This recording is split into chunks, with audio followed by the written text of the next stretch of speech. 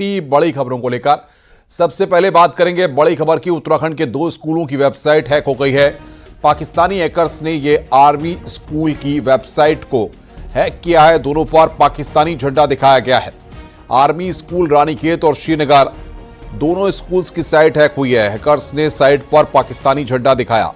अब साइट्स को सर्वर से डाउन किया गया और रानीखेत आर्मी स्कूल के प्रिंसिपल बेखबर हैं। उत्तराखंड के 2 स्कूल की वेबसाइट को हैक किया गया है। बड़ी खबर हम आपको बता रहे हैं। पाकिस्तानी हैकर्स ने साइबर अटैक किया है। आर्मी स्कूल रानीखेत की साइट को हैक किया गया है। बड़ी खबर इस वक्त बता रहे हैं। हैकर्स ने पाकिस्तानी झंडा दिखाया है। साइट्स को सर्वर से डाउन किया गया है। उत्तराखंड के 2 स्कूल की वेबसाइट हैक की गई है। पाकिस्तानी हैकर्स ने साइबर अटैक किया है। आर्मी स्कूल रानीखेत की साइट हैक की गई है।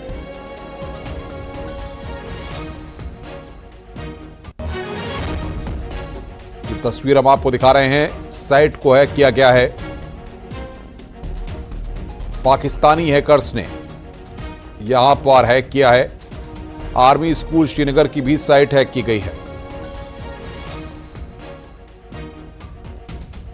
साइट्स को सर्वर से डाउन किया गया है। उत्तराखंड के 2 स्कूल की वेबसाइट हैक की गई है। पाकिस्तानी हैकर्स ने साइबर अटैक किया है।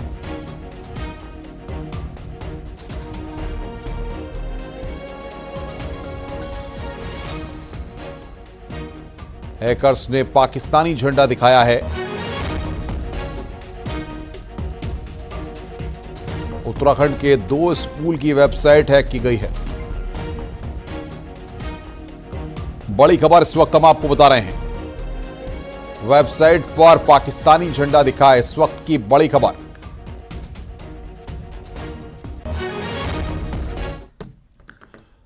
देहरादून से खबर है। एफडीए की टीम ने मिलावटी पनीर के कारोबार पर बड़ी कार्रवाई की है। टीम ने रायपुर इलाके में मिलावटी पनीर को जब्त किया है, जिसे सहारनपुर से देहरादून लाया गया था। प्राइमरी जांच में पनीर के मिलावटी होने की पुष्टि हुई है। पनीर में स्किम्ड मिल्क पाउडर और फॉर्मलिन जैसे हानिकारक केमिकल की मिलावट मिली है। गुप्त सूचना के आधार पर एफडीए की टीम ने पुलिस के साथ एक दुकान में छापेमारी की।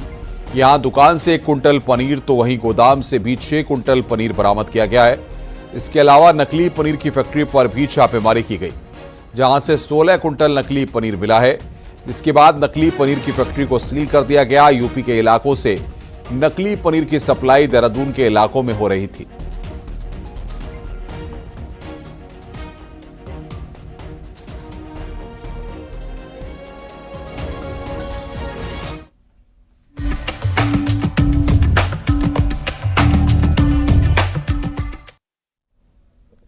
अब बात करते हैं 4 धाम यात्रा की। तो कल से 4 धाम यात्रा शुरू हो रही है। कल पूरे विधि विधान के साथ सुबह 10:30 पर गंगोत्री धाम के कपाट 6 महीने के लिए खोल दिए जाएंगे। आज उत्तरकाशी के मुकबा से मां गंगा की उत्सव डोली गंगोत्री के लिए रवाना हुई। मुकबा मां गंगा का शीतकालीन प्रवास है और आज यहां से मां की डोली रवाना हुई। मां की उत्सव डोली के साथ सैकड़ों भक्त भी गंगोत्री के लिए रवाना हुए।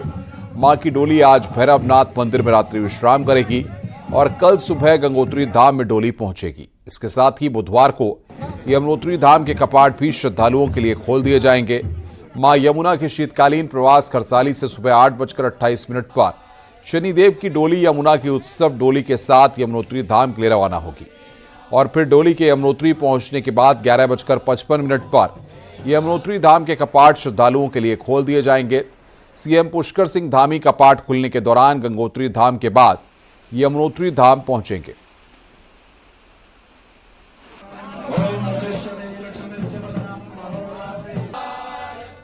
यहाँ के मतलब आज सबके 8 नाम की है। हमारे यहाँ की माँ का भी और उसके साथ खुशी ये कि 6 महीने के लिए सभी के लिए ये कपाट, सारे देशवासियों के लिए ये कपाट। तो श्रद्धालु आप देख रहे हैं इनके साथ है माँ भगवती गंगा के लिए आज रात्रि निवास हम लोग भैरव घाटी भी करेंगे। पूरी रात कीर्तन भजन चलता है और उसके बाद कल सुबह दूसरे दिन हम जो है 30 अप्रैल को गंगोत्री धाम पहुंचेंगे। वहां पर विधि विधान से माँ भगवती गंगा की पूजा अर्चना के बाद 10:30 बजे कपाट श्रद्धालुओं के लिए खोल दिए जाएंगे। तृतीया शुक्ल पक्ष 30 अप्रैल बार बुधवार नक्षत्र रोहिणी नक्षत्र, योग शुभ योग, समय 11:55 पर समस्त श्रद्धालुओं हेतु मां यमुना जी के कपाट विधिवत मंत्रोच्चारण के साथ यमुनोत्री धाम में खोल दी जाएंगे।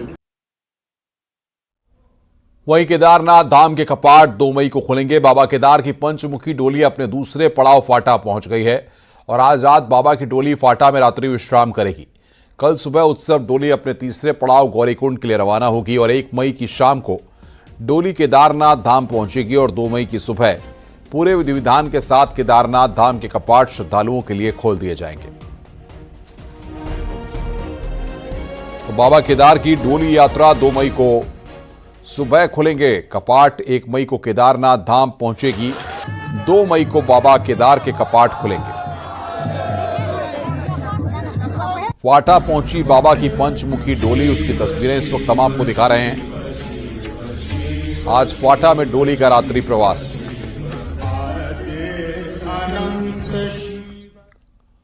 मुख्यमंत्री पुष्कर सिंह धामी कल उत्तरकाशी के दौरे पर रहेंगे, जहां सीएम धामी पहले गंगोत्री और यमुनोत्री धाम पहुंचेंगे और दोनों धामों के कपाट खुलते वक्त मौजूद रहेंगे। सीएम धामी पहले मां गंगा की पूजा अर्चना करेंगे, वहीं गंगोत्री के बाद सीएम धामी यमुनोत्री जाएंगे और वहां पर मां यमुना की सीएम पूजा अर्चना करेंगे। आपको बता दें कि कल से उत्तराखंड में 4 धाम यात्रा शुरू हो रही है और चारों धामों के कपाट खुलने के वक्त सीएम धामी धाम में मौजूद रहेंगे।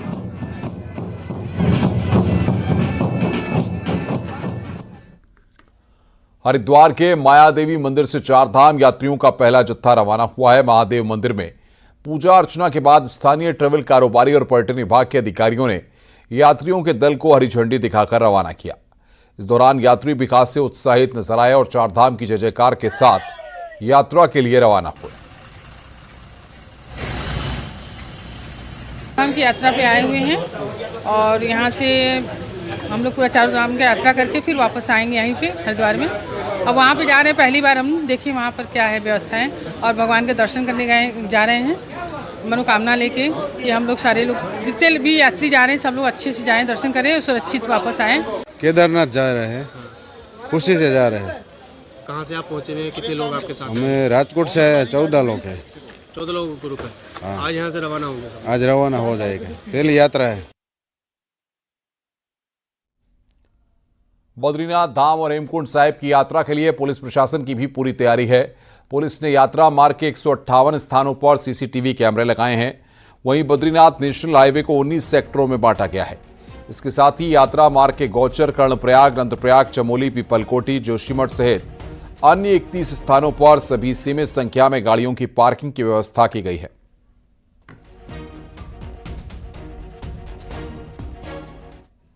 हमारा पूरा जो यात्रा मार्ग है उस पूरे यात्रा मार्ग को इस बार हमने सेक्टर्स इंक्रीज किए हैं। टोटल 19 हमने सेक्टर्स बनाए गए हैं और प्रत्येक का जो सेक्टर प्रभारी है वो एडिशनल एसआई रैंक का बनाया है और वो जो है लगातार अपने सेक्टर में रहेंगे। उनके लिए डीएम साहब की तरफ से भी हमें बाइक्स अवेलेबल कराई गई हैं, तो लगातार वो मोबिलिटी बाइक से रहेंगे और वहाँ पे ट्रैफिक नियंत्रण करेंगे। 4 धाम यात्रा की शुरुआत के साथ ही मौसम विभाग ने उत्तराखंड में कल से मई के पहले हफ्ते में प्रदेश भर में तेज बारिश, आंधी का अलर्ट जारी किया है। खासतौर पर चमोली, उत्तरकाशी, रुद्रप्रयाग के लिए मौसम विज्ञान केंद्र ने तेज बारिश की संभावना जताई है। कल शाम से मौसम का मिजाज बदल सकता है और 1-2 मई को प्रदेश में तेज बारिश और आंधी आ सकती है।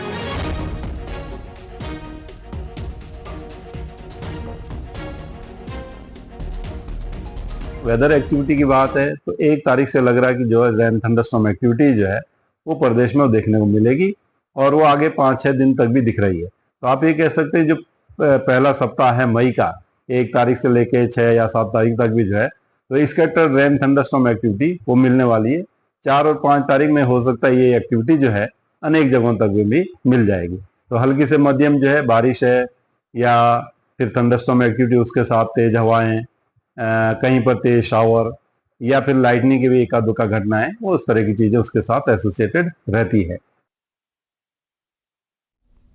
मुख्यमंत्री पुष्कर सिंह धामी के दिल्ली के दौरे का आज दूसरा दिन है। मुख्यमंत्री ने केंद्रीय नागरिक उड्डयन मंत्री राम मोहन नायडू से मुलाकात की। इस दौरान सीएम धामी ने चिलियालीसौड़ हेलीपैड को एयरपोर्ट की तर्ज पर विकसित करने, जॉली ग्रांट एयरपोर्ट से अंतर्राष्ट्रीय सेवाओं का विस्तार करने समेत देहरादून से नागपुर के लिए हवाई सेवा शुरू करने पर चर्चा हुई है। इसको लेकर नागरिक उड्डयन मंत्री ने आश्वासन दिया है।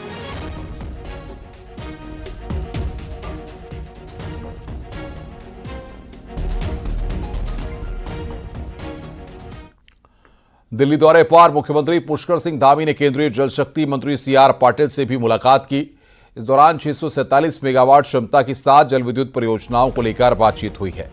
इनके अलावा धौलीगंगा नदी पर प्रस्तावित 114 मेगावाट की सेला उर्थिंग परियोजना पर भी चर्चा हुई और राज्य हित में मंजूरी देने का अनुरोध किया। सीएम धामी ने चारधाम यात्रा के लिए भी उन्हें आमंत्रित किया।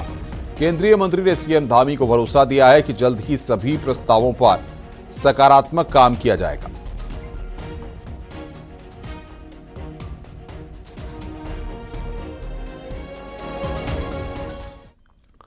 पहलगाम आतंकी हमले के बाद उत्तराखंड सरकार अलर्ट मोड पर है। मुख्यमंत्री पुष्कर सिंह धामी ने सभी डीएम को साफ साफ कहा है कि सख्ती से वेरिफिकेशन करें और फर्जी आईडी कार्ड वालों पर कड़ा एक्शन हो। इसके बाद जो खुलासे हो रहे हैं वो हैरानी भरे हैं और उत्तराखंड एक और बहुत बड़े खतरे पर बैठा नजर आ रहा है। देखिए रिपोर्ट।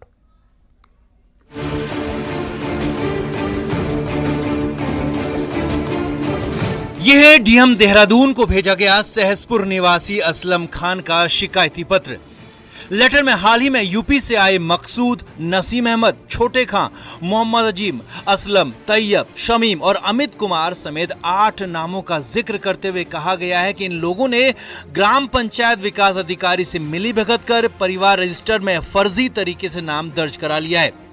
हैरानी की बात यह कि इन सभी के नाम मूल गांव यूपी में भी परिवार रजिस्टर में दर्ज हैं। यह तो सिर्फ एक उदाहरण है। उत्तराखंड के पचवादून से लेकर हरिद्वार, यूएस नगर, देहरादून, हल्द्वानी जैसे क्षेत्रों में बड़े पैमाने पर अवैध घुसपैठ लगातार हो रही है और दावा किया जा रहा है कि कई रोहिंग्या और बांग्लादेशी मुसलमान यहां के वोटर भी बन चुके हैं। उत्तराखंड कोई धर्मशाला है क्या जिसको कोई ठोर ठिकाना नहीं कोई मिल रहा है? वो उत्तराखंड में रहना शुरू कर दें, उत्तराखंड में कुछ करने लग जाए और ऊपर से सत्यापन भी नहीं कराएंगे, अपना डॉक्यूमेंट्स भी नहीं बताएंगे। जो 5 साल पहले आए, 10 साल पहले आए, वो भी कह रहा है मैं 50 साल से यहां रह रहा हूं। अरे भाई, रह रहा है तो कुछ तो होगा ना। दुनिया को भी मालूम है यदि 20, 30, 40, 50 साल से कोई यहां रह रहा है, 50 साल से, 60 साल से, तो निश्चित रूप से उसके जमीन जायदाद के कुछ तो डॉक्यूमेंट्स होंगे।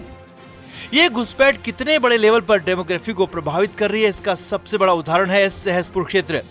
एक सर्वे के मुताबिक राज्य बनने के बाद सहसपुर के 28 गांवों का सामाजिक ढांचा सिरे से बदल चुका है। ढकरानी, ढालीपुर, कुंजाग्रांट, बैरागीवाला, जीवनगढ़, नवाबगढ़ जैसे गांवों में अब हिंदू अल्पसंख्यक हो चुका है और ये बसावट अक्सर सरकारी जमीनों या नदियों के किनारे झुग्गियों से शुरू होती है और फिर फर्जी दस्तावेज बनाकर घुसपैठिए खुद को उत्तराखंड का नागरिक घोषित करवा लेते हैं। और यही नहीं, सुनिए कुछ ऐसे ही लोगों को जो दावा कर रहे हैं कि वो 100 साल से यहाँ रह रहे हैं। 100 साल से भी ऊपर हो गए यहाँ पे रहते रहते। हमारे बाप दादे सब यहाँ से रहते। पुलिस आती है, हमें बोलते हैं कि सरकारी जगह में आप पड़े हो, यहाँ से उठना पड़ेगा। हम कहाँ जाएंगे? अगर उठ जाएंगे तो यहाँ पे सब गरीब लोग हैं, हमारी बस्ती है, कब से रह रहे हैं हम यहाँ पे, और उठ गए तो यहाँ से कहाँ जाएंगे? कब से रह रहे हैं आप लोग यहाँ पे? कम से कम 110 साल हो गए। क्या काम करते हैं? कबाड़ी का फेरी कर लेते हैं, कबाड़ी की। पुलिस यहाँ पर वेरिफिकेशन में आती रहती है तो क्या कहते हैं? पूछताछ करती है, कहाँ से आए हो, कहाँ रहते हो, अपना पीछे का वो बताओ। जब पीछे का क्या बताएं, 100 साल से यहीं रह रहे तो क्या बताएं। कहाँ उत्तराखंड में कमोबेश हर शहर में स्लम एरिया विकसित हो चुके हैं। इनमें रहने वालों का बैकग्राउंड कब आए, कहां से आए, इसकी जानकारी किसी के पास नहीं है। इन लोगों ने आधार कार्ड से लेकर कई जरूरी डॉक्यूमेंट्स भी हासिल कर रहे हैं और यही मुख्यमंत्री पुष्कर सिंह धामी की सबसे बड़ी चिंता है। इसीलिए मुख्यमंत्री को बड़े लेवल पर वेरिफिकेशन ड्राइव चलाने के कड़े निर्देश जारी करने पड़े हैं, जिसका अब असर भी दिखेगा। विकासनगर से कुलदीप के साथ देहरादून से सुनील नवप्रभात की रिपोर्ट।